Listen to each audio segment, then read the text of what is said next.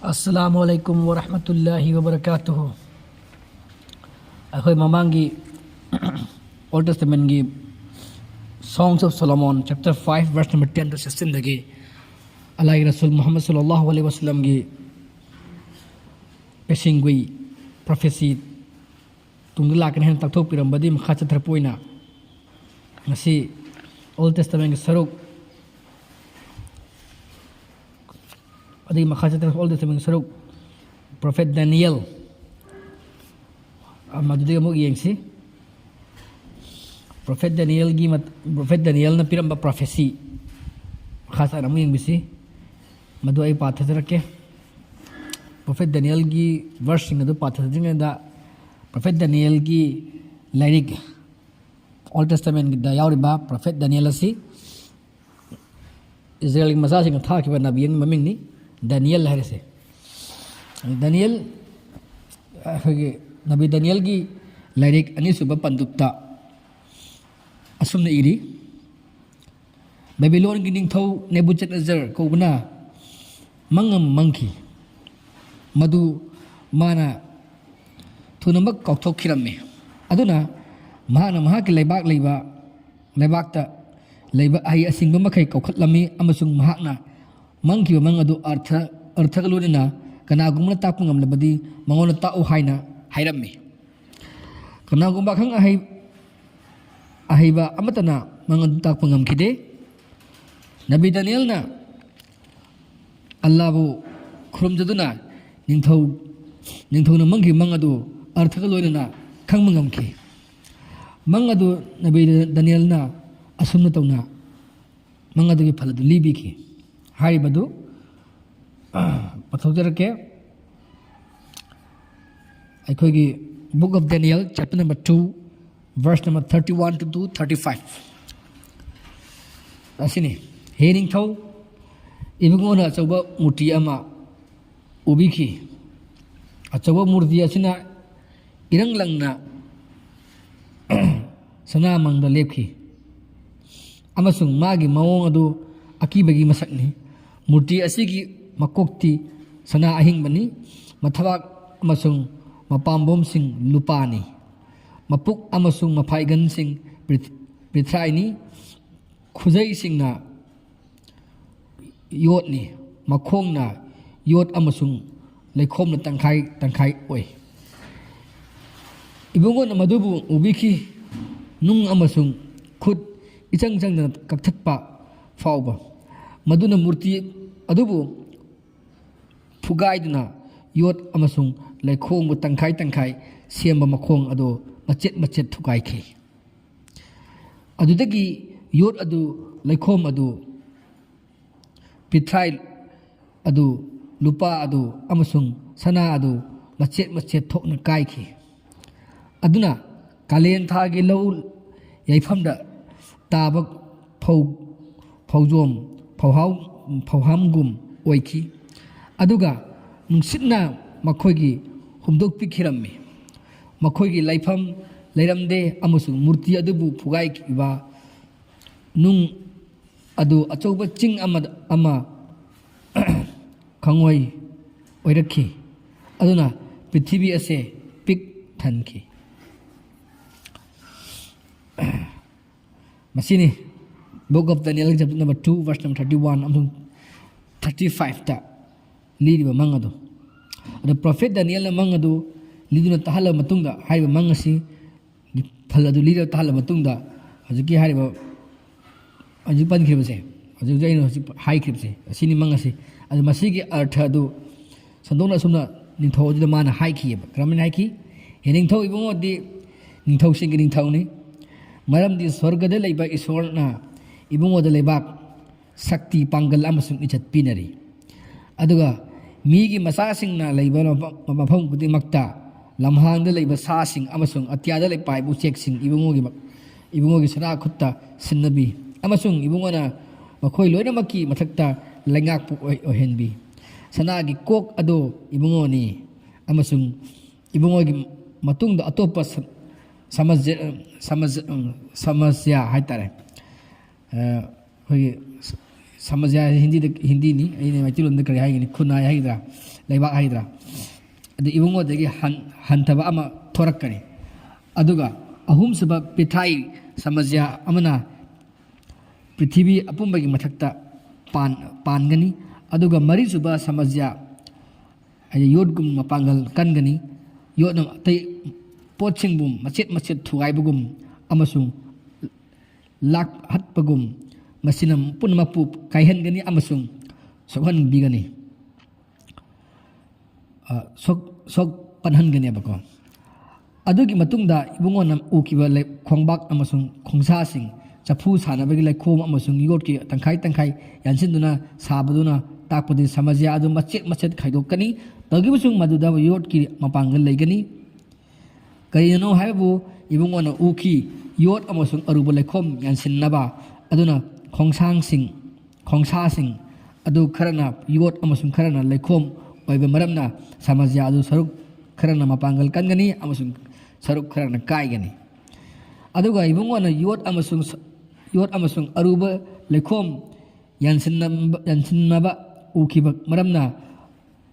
मखोय मकना तिनगनी मागी मरु मागी तिनगनी मीगी मरुगा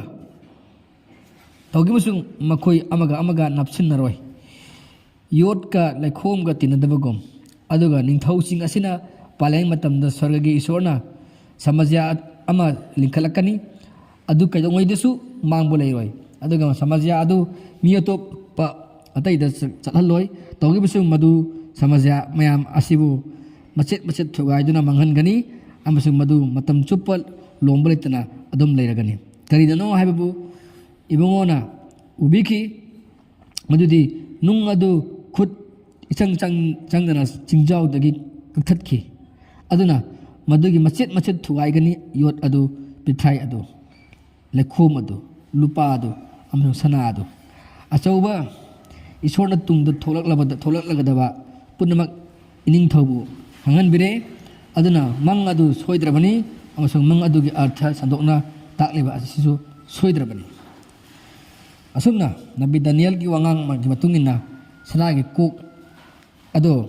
बेबीलोन की निंथौनी लुपा की थबाक अमसुंग पंबोम अदो पर्शिया अमसुंग मेडियन की समझयानी मधु बेबीलोन समझयागी मतुंग हौखिबनी पिथ्राई की फाइगन सिंह अदुना ग्रीक की समझयानी अदुगा पर्शिया अमसुंग मीडिया की समझयागी मतुंग फाउखिबनी योट की खुजई सिंह अदुना रोमान की समझयानी मधु ग्रीक अलेक्जेंड्रियन समझया मतुंगदा इंखलखिबनी रोमान समझयागी मरमदा मंग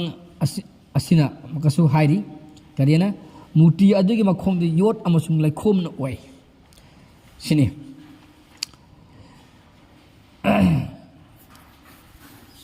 हजिक पल्लिबा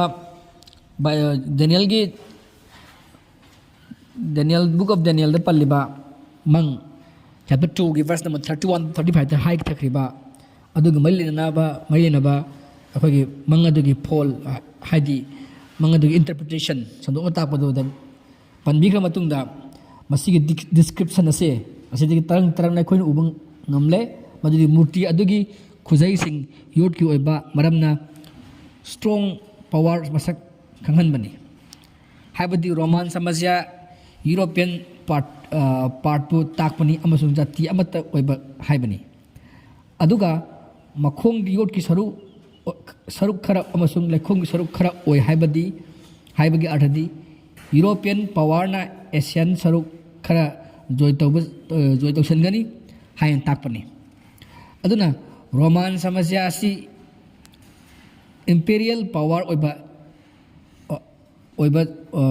power amu oiraknabagi ofamni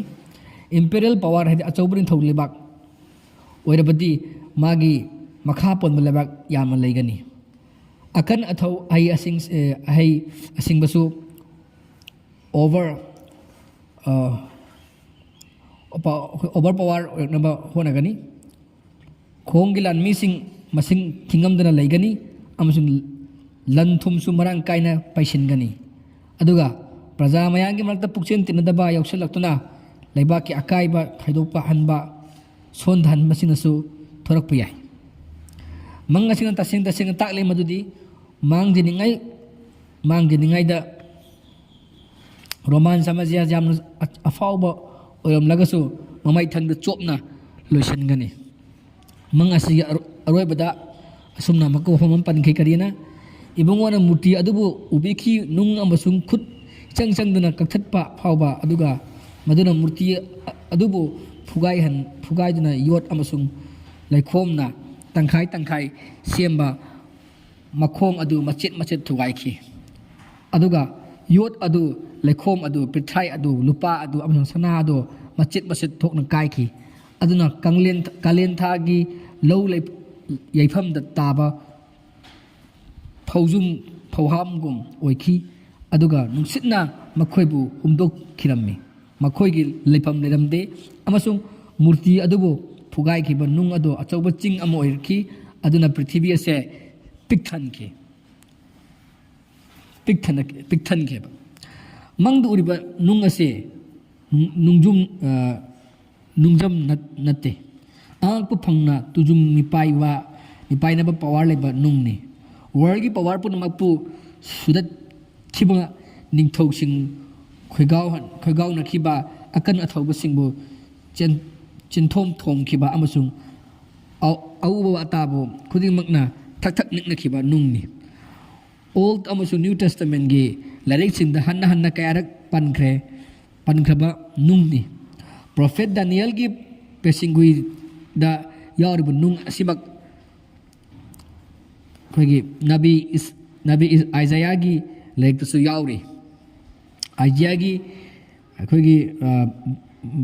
chapter number 8 verse number 14 asumna palli karina aduga mahak adu tirthak pafam oigani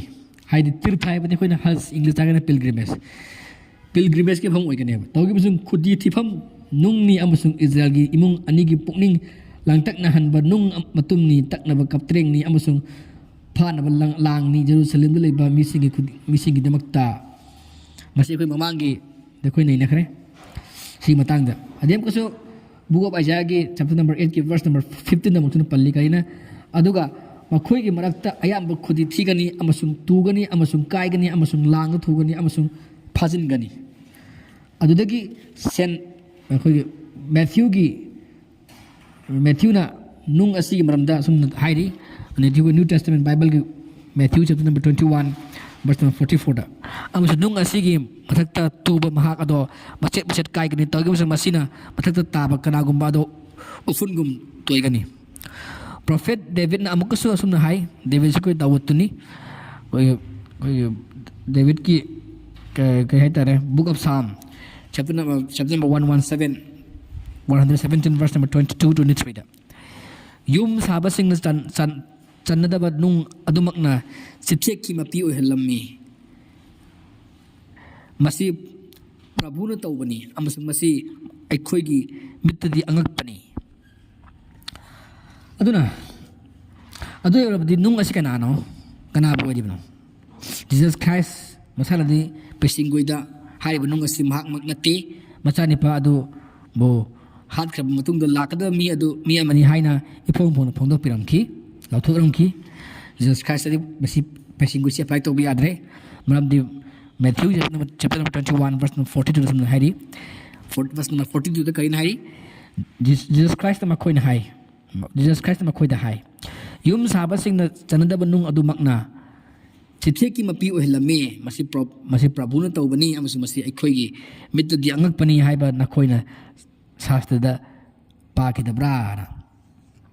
tawgi jung Christian theologian sing na di nung asi Jesus Christ ni dum haiba makhoi na haiba se adumak haijaba sabani maramdi nung ase Jesus Christ ni haiba yade haiba natte Jesus Christ natte pesingui gil wahai sing sta Jesus Christ kas ichan sanate thangai mak sing na nung ase prophet Muhammad pasamak ni prophet Muhammad puni haiba damatik chai prophet Daniel na takpi kiba nabi Daniel na takpi kiba matungin na muti adugi phaigal sing pitrai na sabani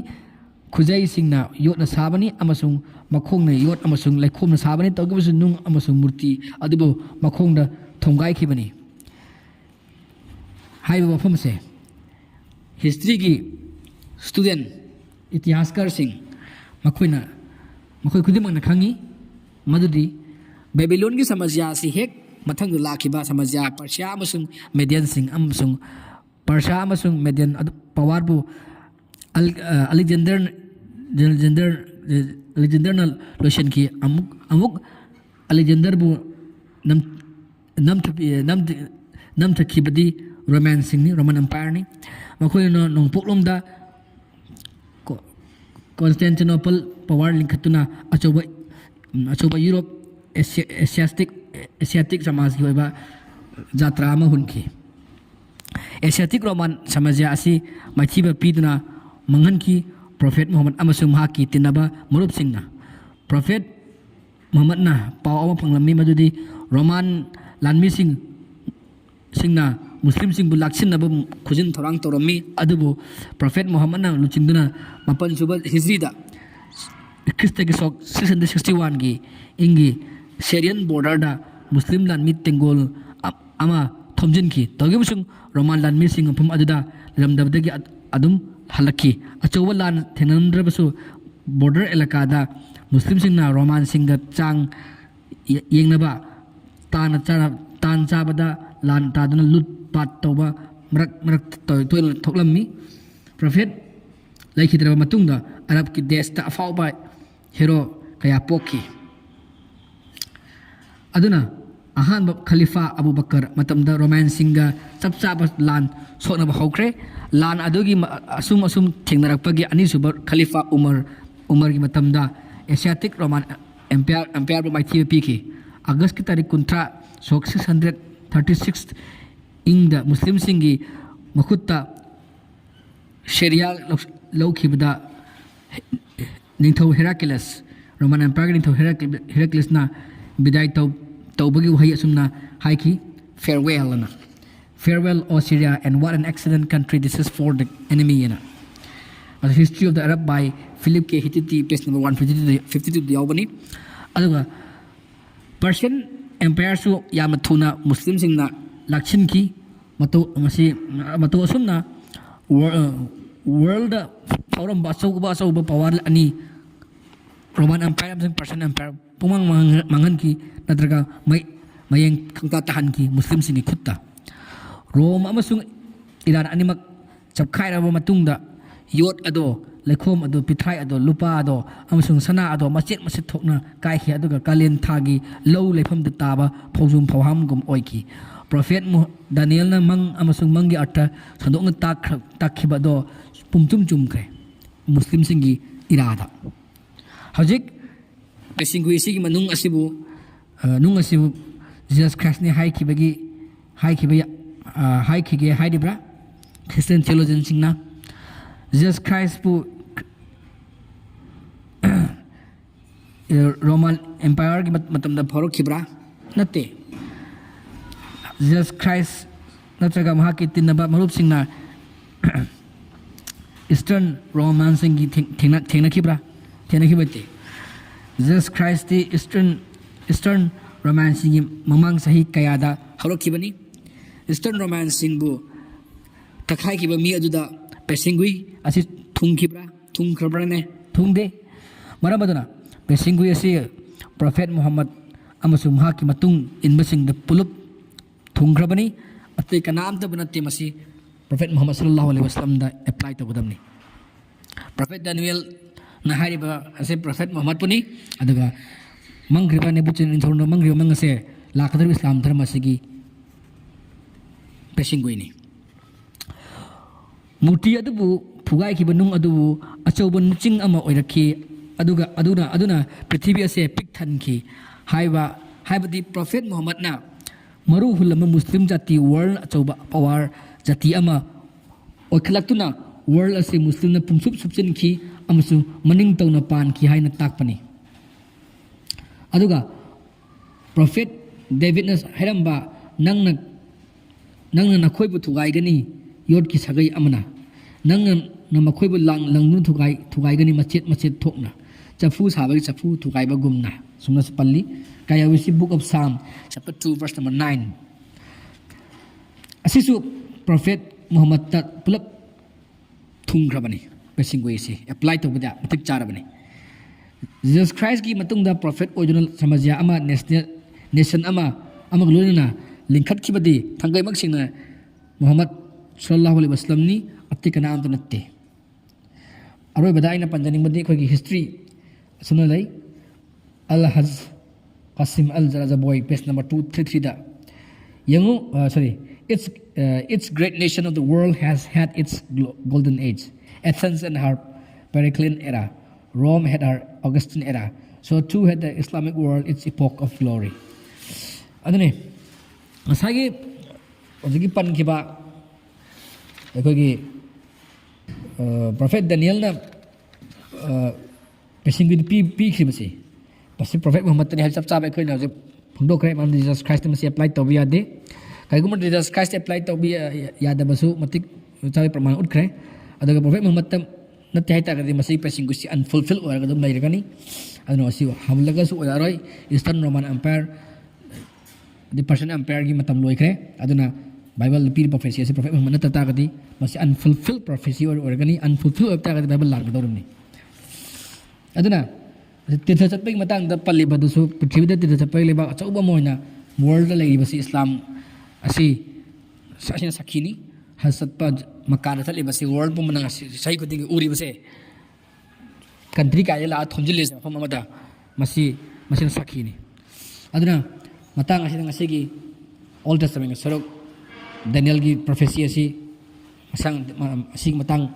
ngasi दी सिदो सिनजरगे